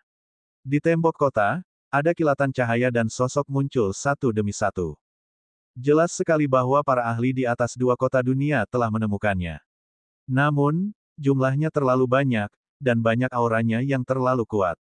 Hal ini tentu saja meningkatkan kewaspadaan kota dua dunia. Semuanya, kita berada di pihak yang sama, kita adalah makhluk hidup di alam surga. Seseorang berteriak, "Siapa kalian?" Sebuah suara terdengar dari dua kota dunia. Orang-orang di kota dua dunia juga sangat terkejut. Meskipun ada banyak makhluk alam surga di medan perang di luar kota dua dunia, jumlahnya tidak sebanyak itu. Selain itu, beberapa dari mereka memiliki aura yang sangat kuat, dan semuanya asing baginya.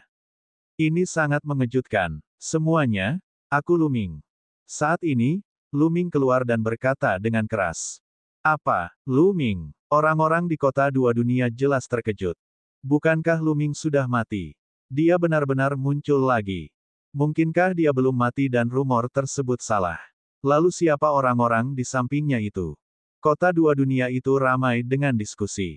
Semuanya, ini adalah orang-orang kita sendiri. Buka formasi dan biarkan kami masuk.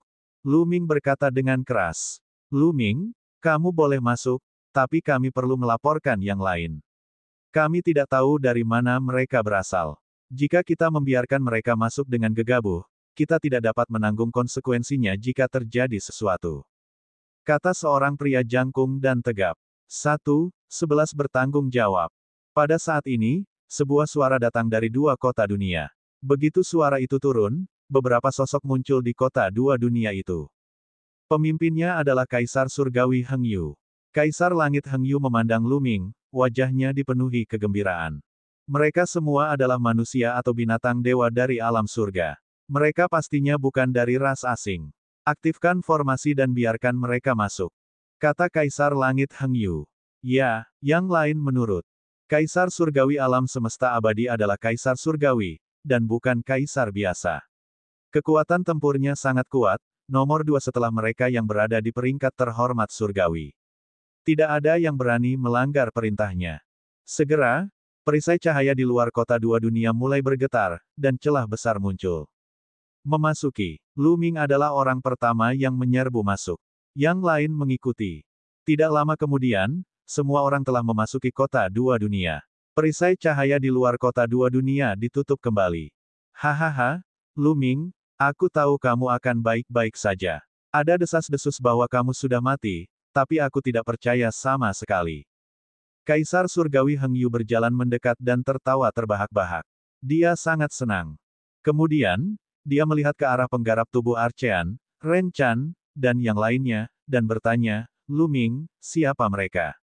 Kaisar Surgawi alam semesta abadi sangat terkejut. Karena beberapa di antaranya membuat jantungnya berdebar-debar, dan ia merasakan tekanan yang kuat. Dia belum pernah melihat orang-orang ini sebelumnya, yang membuatnya cukup terkejut dan penasaran. Mereka berasal dari wilayah 10.000 roh surgawi. Mereka berasal dari para penggarap tubuh kuno. Luming memberikan perkenalan singkat.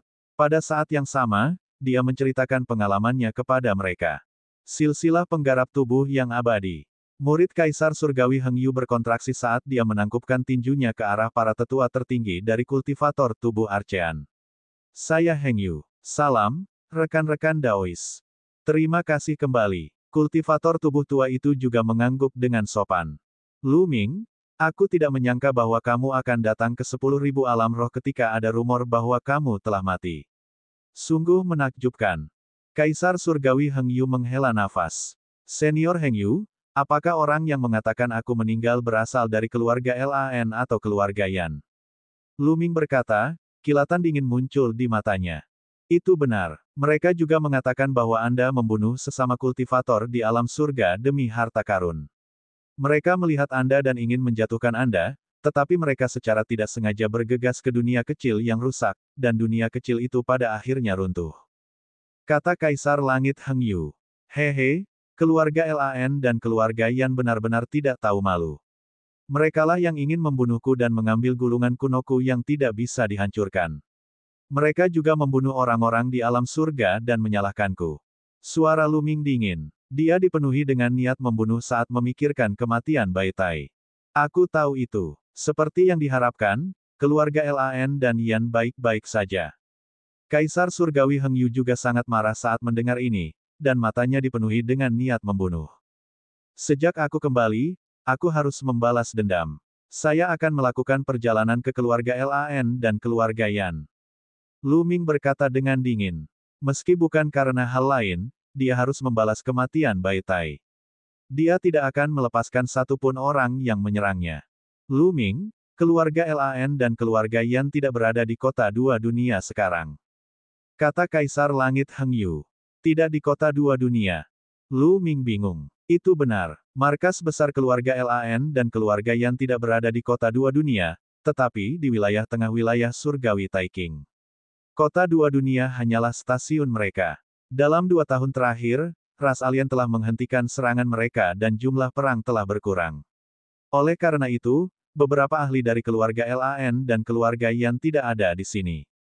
Baru-baru ini, Lan Xia, kebanggaan keluarga Lan, akan menikahi Suan Yuanyi. Mereka akan mengadakan perjamuan besar dan banyak ahli akan berkumpul di keluarga Lan. Mereka semua akan berada di wilayah tengah wilayah surgawi Taiking. Kaisar Langit Heng Yu menjelaskan. Lan Xia dan Suan Yuanyi, 2 dari 9 yang absolut. Tatapan Lu Ming berkedip. Dia pernah mendengar 2 nama ini sebelumnya. Mereka adalah 2 dari 9 generasi muda alam surga yang absolut. Mereka berdua jenius tiada taranya.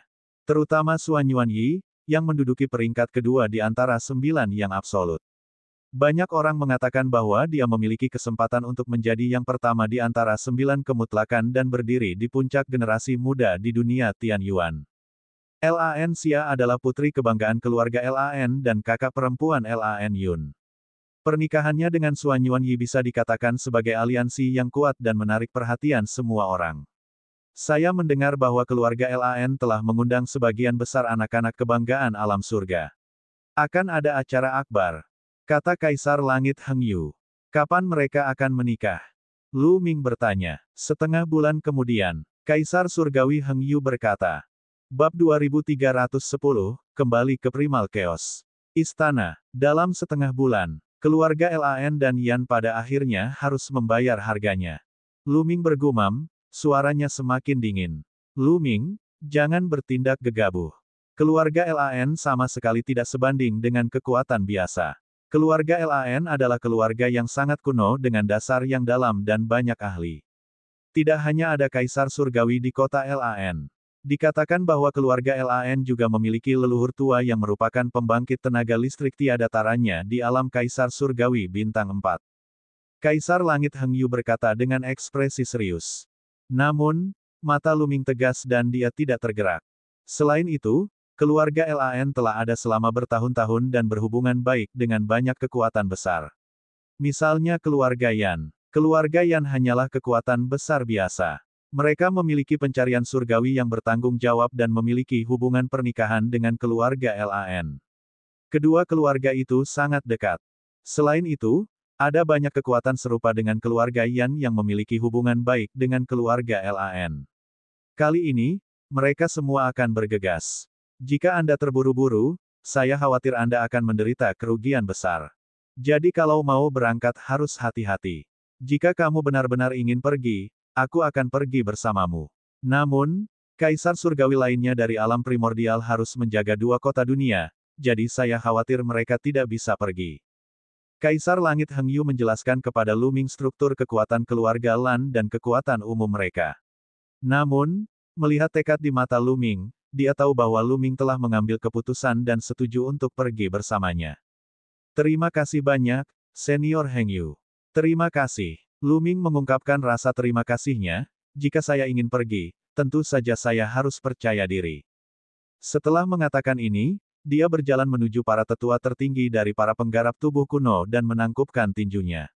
Senior, junior ini memiliki masalah yang ingin dia minta bantuanmu. Jika ada yang membutuhkan tulang tua kami, katakan saja. Seorang lelaki tua tertawa terbahak-bahak. Dia sangat berterus terang. Saya ingin mengundang beberapa senior untuk mengikuti saya ke suatu tempat. Lu Ming memberitahunya bahwa dia akan pergi ke keluarga Lan. Tidak masalah. Para tetua tertinggi dari para penggarap tubuh Archean setuju. Sejak Lu Ming menunjukkan bakatnya yang tak tertandingi dalam kultivasi fisik, mereka sangat menghormatinya. Terlebih lagi, berkat Lu Ming mereka bisa memasuki kota dua dunia kali ini. Jika Lu Ming dalam masalah, mereka tentu akan membantunya. Kaisar Surgawi Alam Semesta Abadi juga tersenyum. Dia tahu bahwa orang-orang tua ini sangat menakutkan. Dengan bantuan mereka, peluang keberhasilan mereka akan jauh lebih besar. Lu Ming, aku akan membantu mereka mengatur tempat tinggal. Kata Kaisar Langit Heng Yu. Senior Heng Yu, apakah ada tempat yang luas dan tidak berpenghuni? Kali ini, beberapa kultivator tubuh telah datang, dan mereka semua ada di dunia kecil kita. Kata Lu Ming. Oh, ada berapa orang di sana? Kaisar Langit Heng Yu bertanya. Sekitar 30 miliar orang. Kata Lu Ming. Oh, hanya 30 miliar. Itu mudah. Ada pegunungan luas tak berpenghuni tidak jauh dari kota dua dunia. Itu cukup bagi mereka untuk tinggal. Kaisar Surgawi Heng Yu merenung sejenak sebelum memikirkan suatu tempat.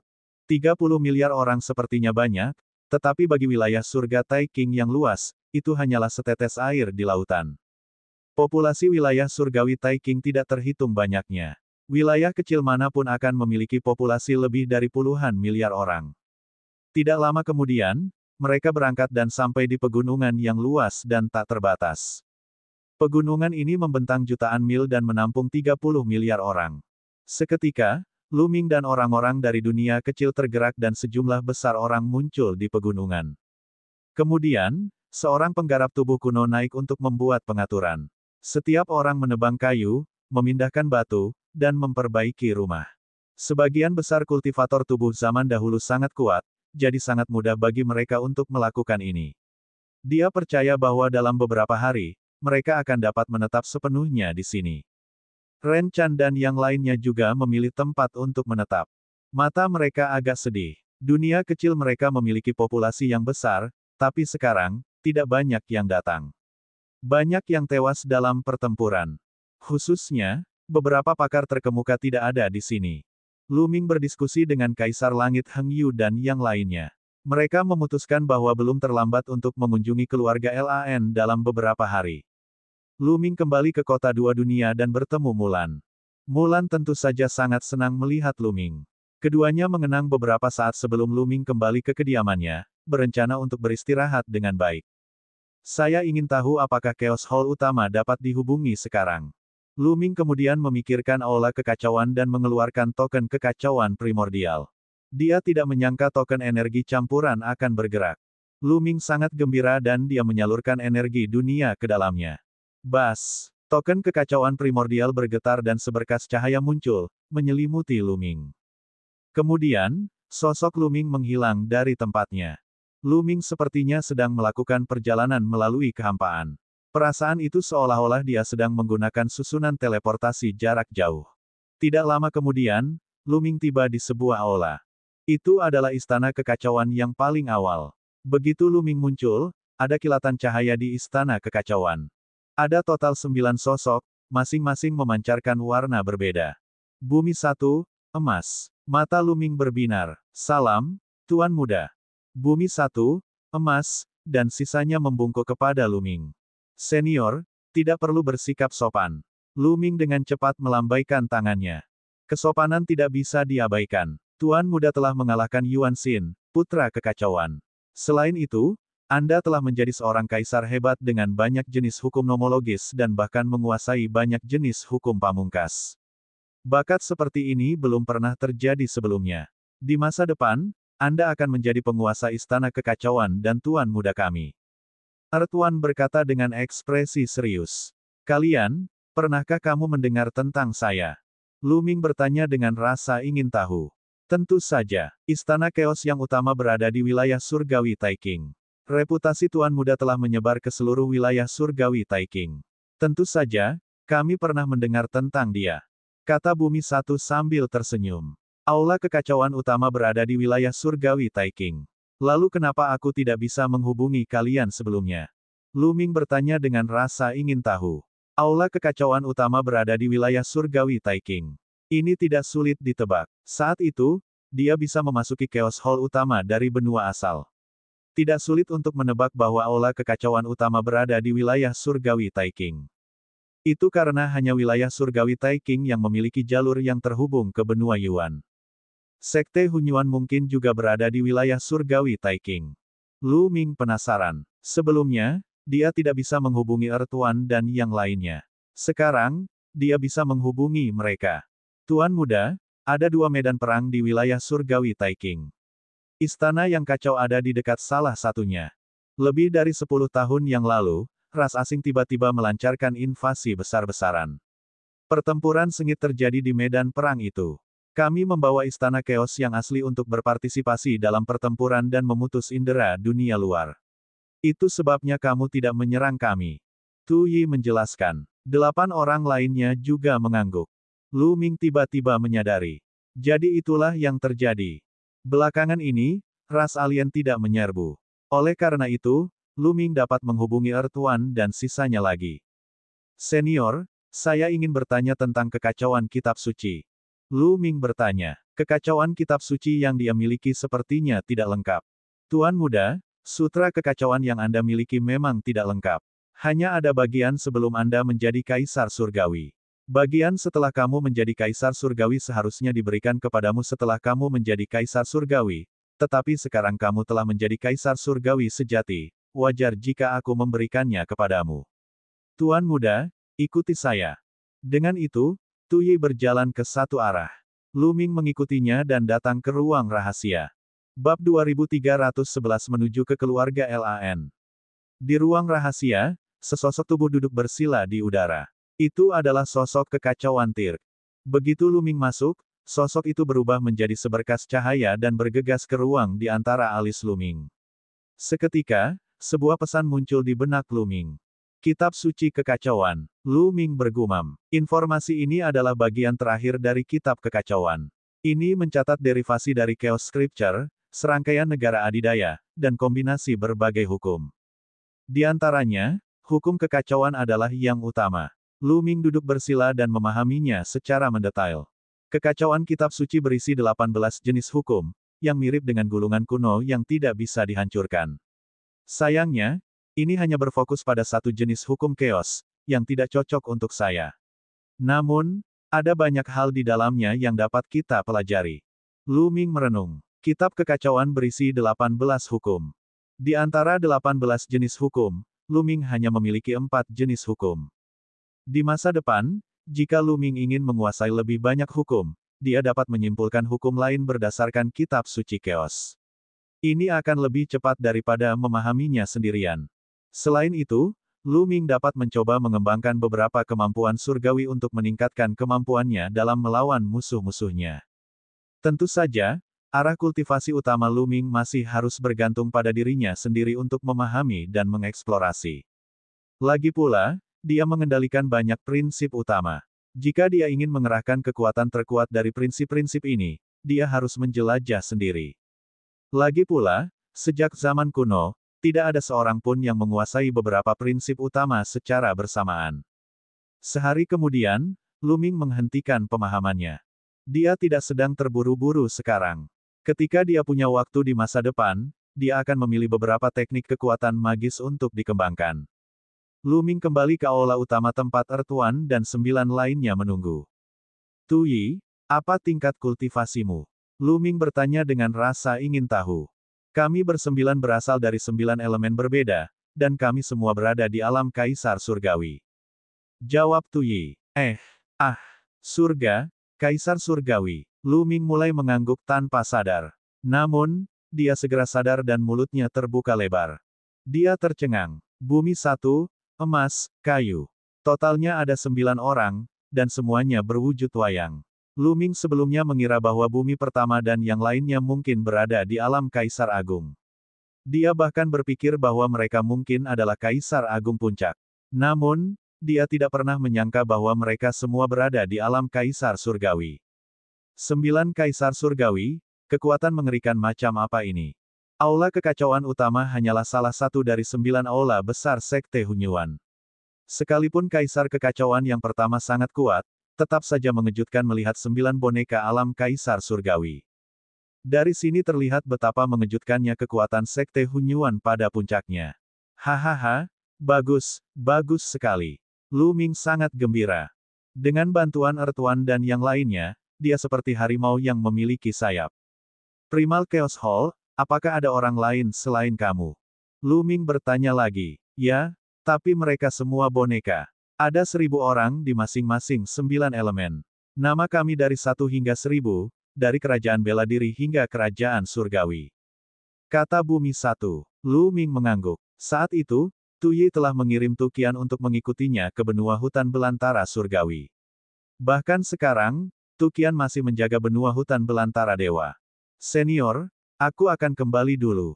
Saya memiliki sesuatu yang memerlukan bantuan Anda. Di dalam beberapa hari, saya akan pergi ke keluarga LAN di wilayah tengah wilayah surgawi Taiking.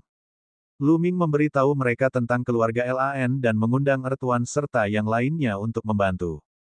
Earth One dan yang lainnya tentu saja setuju. Lu Ming sangat gembira. Dengan Earth One dan yang lainnya membantunya, dia pasti akan membuat keluarga LAN membayar harganya kali ini. Setelah itu, gelombang energi menyelimuti tubuhnya. Tidak lama kemudian, Lu Ming kembali ke tempat asalnya. Sepertinya ada sesuatu yang mirip dengan susunan teleportasi pada token energi campuran. Selama diaktifkan, susunan teleportasi di dalamnya akan aktif.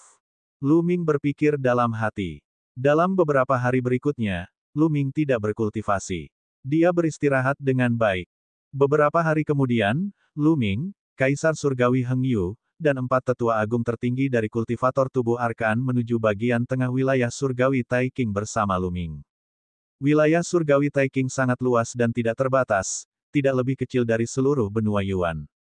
Itu secara kasar dibagi menjadi 5 wilayah. Utara, Selatan, Timur, Barat, dan Tengah.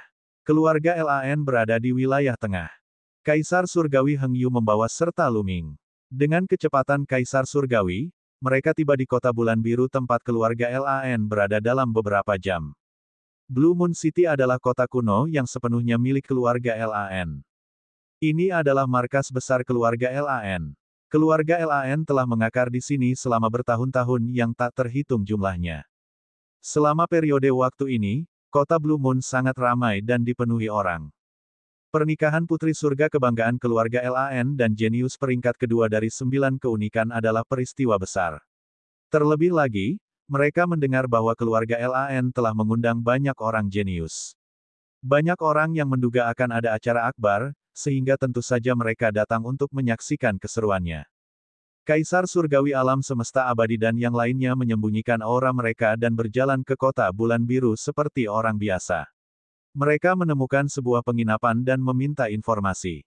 Banyak sekali favorit surga kali ini.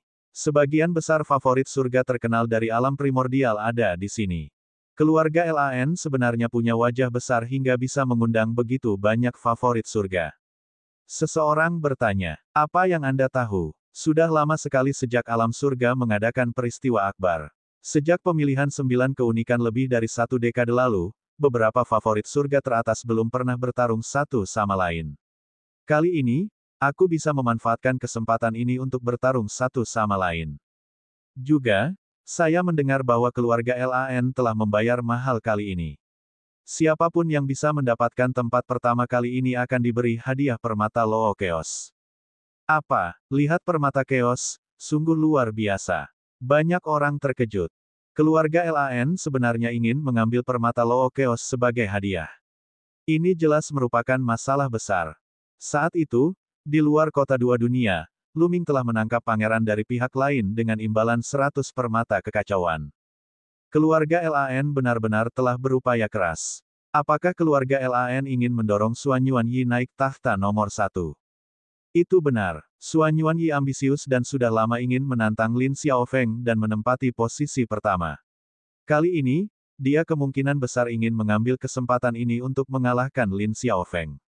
Dengan cara ini, kekacauan yang terjadi tidak akan terbuang sia-sia, dan reputasinya akan didorong ke puncak. Keluarga LAN punya rencana bagus, tapi apakah mereka tidak takut Xuan Yuanyi akan kalah dari Lin Xiaofeng? Kalau begitu, kita akan menderita kerugian ganda. Itu sebabnya kali ini, kemungkinan besar akan terjadi konfrontasi puncak. Itu sebabnya begitu banyak orang yang datang, dan juga mengapa begitu banyak favorit surga yang datang. Di restoran, banyak orang yang minum dan berbicara dengan suara keras. Lu Ming dan yang lainnya telah memperoleh banyak informasi. Lihat permata kekacauan. Aku tidak boleh melewatkan ini. Kilatan melintas di mata Lu Ming dan dia tersenyum. Sepertinya akan ada keuntungan tambahan kali ini. Senior, sepertinya kita tidak perlu terburu-buru untuk berkunjung. Mari kita dapatkan permata toilet chaos terlebih dahulu. Lu Ming berkata sambil tersenyum. Setelah minum sebentar, mereka meninggalkan tempat itu dan mencari restoran untuk ditinggali. Hari-hari berlalu, dan tak lama kemudian, hari pernikahan Lansia dan Suan Yuan Yi tiba. Pada hari ini, Lu Ming menggunakan teknik nafas surgawi untuk mengubah penampilan dan auranya. Bab 2312, Kepala dari 9 Kemutlakan. Dengan basis kultivasi Lu Ming saat ini, tidak ada seorang pun di alam Kaisar Agung yang dapat mengetahui bahwa dia telah menggunakan teknik nafas surgawi. Bahkan tokoh tingkat Kaisar Surgawi biasa hanya dapat melihat bahwa Lu Ming sedang menyamar. Mereka tidak bisa melihat penampilan aslinya. Lu Ming tidak berencana mengungkapkan wujud aslinya sejak awal. Jika dia melakukannya, keluarga Lan pasti tidak akan membiarkan dia mendapatkan 100 batu kekacauan. Dia harus mengubah identitasnya dan mendapatkan permata kekacauan terlebih dahulu. Kaisar Surgawi Heng Yu berada di urutan pertama, diikuti oleh dia dan beberapa kultivator tubuh. Tidak lama kemudian, Lu Ming dan yang lainnya tiba di sebuah alun-alun. Alun-alun itu panjang dan lebarnya ratusan mil, tetapi sudah dipenuhi dengan pesta. Banyak orang yang duduk santai di jamuan makan tersebut. Teman-teman, lihat ke sana. Itu adalah area The Prodigy. Di sampingnya, orang-orang sedang mengobrol.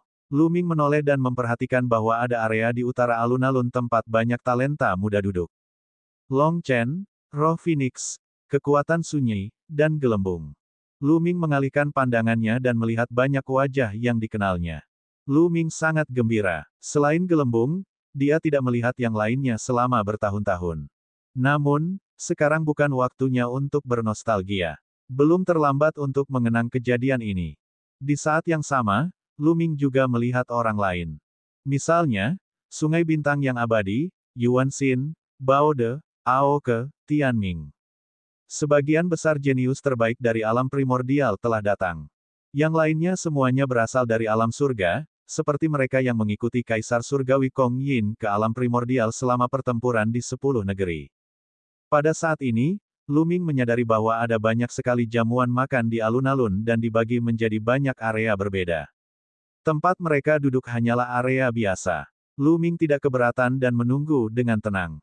Lihat, itu salah satu dari 9 kemutlakan, hutan kura-kura hitam. Ada juga Fu Liu dan Wang Yi.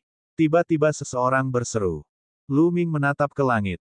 Beberapa sosok terbang di udara, penuh dengan sikap yang tinggi dan perkasa. Mereka melihat ke arah kerumunan dan mendarat di area tempat para jenius muda berada. Lu Ming pernah melihat beberapa di antaranya sebelumnya. Hutan kura-kura hitam, pemuda botak, Fu Liu. Semuanya adalah favorit surga di antara 9 hal yang mutlak. Bakat mereka sangat mengejutkan dan pencapaian masa depan mereka tidak terbayangkan. Itu Lin Xiaofeng. Lin Xiaofeng benar-benar datang. Segera setelah itu, terjadi keributan yang lebih besar. Hampir semua mata tertuju pada seorang pemuda di langit. Lin Xiaofeng menduduki peringkat pertama di antara 9 keunikan. Di masa lalu, dia adalah ahli kebanggaan surga terkuat di alam surga. Dia berdiri di puncak pakar kebanggaan surga yang tak terhitung jumlahnya dan tak terkalahkan. Dia juga seseorang yang selalu ingin dikalahkan oleh Suan Yuan Yi.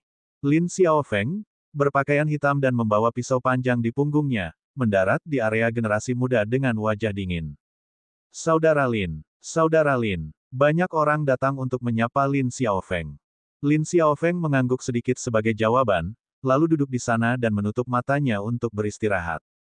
Banyak orang yang bersemangat. Lin Xiaofeng ada di sini. Kali ini, dia pasti akan berduel dengan Suan Yuan Yi untuk menentukan pemenangnya. Lebih dari 1 dekade yang lalu, keduanya bentrok dan melakukan pertarungan terbaiknya. Pada akhirnya, Lin Xiaofeng menang dan mengalahkan Suan Yuan Yi. Suan Yuan Yi selalu ingin mengalahkan Lin Xiaofeng dan membuktikan bahwa dia adalah yang terbaik di dunia. Kali ini, Keluarga LAN telah mengerahkan begitu banyak orang dan benar-benar telah mengeluarkan 100 permata kekacauan untuk mendorong Xuan Yuanyi ke puncak. Mereka sangat percaya diri. Oleh karena itu, banyak orang yang ingin mengetahui siapa yang akan menang kali ini. Kaisar Langit Klan Yan telah turun. Kaisar Surgawi dari Klan Luo telah turun. Penguasa Aula yang luas telah tiba. Saat ini, suara-suara menyebar ke seluruh area. Semua orang terdiam. Kaisar Surgawi turun, dan semua makhluk hidup terdiam. Di langit, banyak sosok yang melayang di udara dan tiba.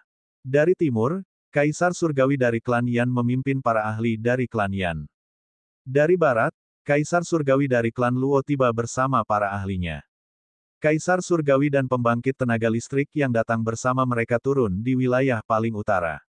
Itu adalah area VIP, dan hanya mereka yang berstatus tinggi yang bisa duduk di sana. Semua kekuatan ini berhubungan baik dengan keluarga LAN. Misalnya, keluarga Yan dan keluarga Luo semuanya terkait dengan keluarga LAN melalui pernikahan. Setelah itu, semakin banyak kekuatan yang turun. Beberapa dari mereka bahkan mengirimkan Kaisar Surgawi. Selama periode waktu ini, suku-suku asing telah mundur dan tidak menyerang lagi. Itulah sebabnya para Kaisar Surgawi ini punya waktu untuk datang ke sini. Hahaha, terima kasih sudah datang. Maaf aku tidak keluar untuk menyambutmu. Pada saat ini, terdengar tawa keras. Kemudian, sekelompok orang terbang dari kedalaman kota Blue Moon. Pemimpin kelompok itu adalah penguasa keluarga LAN, pembangkit tenaga listrik Kaisar Surgawi, Lan Cheng. Di belakang Lan Cheng ada sejumlah besar pakar keluarga LAN. Di antara mereka, LAN Yun secara mengejutkan termasuk di antara mereka. Selain Lan Cheng, ada dua pemuda dan pemudi yang menarik perhatian banyak orang. Mereka adalah karakter utama saat itu, LAN Xia dan Xuan Yuanyi, 2 dari 9 Jue. Saudara LAN, selamat. Selamat kepada keluarga LAN karena telah mendapatkan menantu. The Celestial Tirk dari Klan Yan dan yang lainnya berdiri untuk memberi selamat padanya. Terima kasih banyak. Semuanya, silakan duduk. Lan Cheng melambaikan tangannya. Hari ini, LAN Xia, anak ajaib keluarga LAN, menikah dengan Xuan Yuanyi. Semuanya, tolong jangan berdiri di upacara dan nikmati makananmu.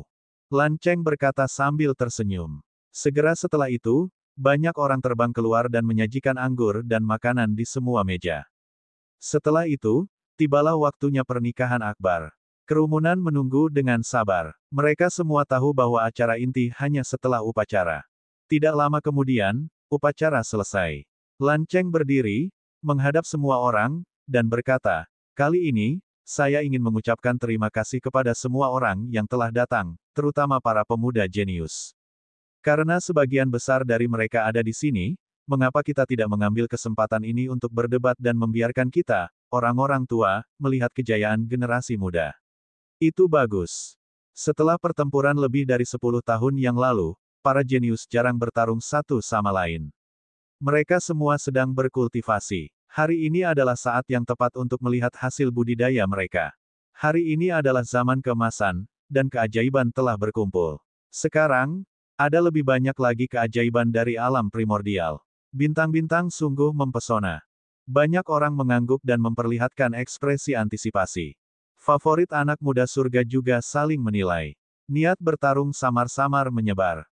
Misalnya, pandangan Xuan Yuanyi tertuju pada Lin Xiaofeng, dan dia tidak menyembunyikan semangat juangnya yang kuat. Di matanya, hanya Lin Xiaofeng yang layak mendapatkan waktunya. Kali ini, keluarga LAN juga akan mengambil beberapa hadiah sebagai hadiah. Pemenang pertama akan diberi hadiah 100 permata kekacauan. Tidak peduli siapa yang hidup lebih dulu, keluarga LAN saya tidak akan menarik kembali kata-kata kami. Lan Cheng melanjutkan, dan suaranya bergema di seluruh area. Mata Lin Xiaofeng berbinar. Dia datang untuk 100 permata kekacauan. Siapa yang tidak tergoda dengan 100 permata kekacauan?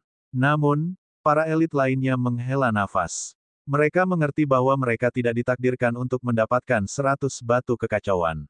Dengan adanya Lin Xiaofeng dan Xuan Yuanyi, mereka tidak akan bisa menjadi yang pertama. Sebagian besar teladan tidak ada di sini untuk 100 permata kekacauan. Mereka di sini hanya untuk berdebat dengan paragon lainnya.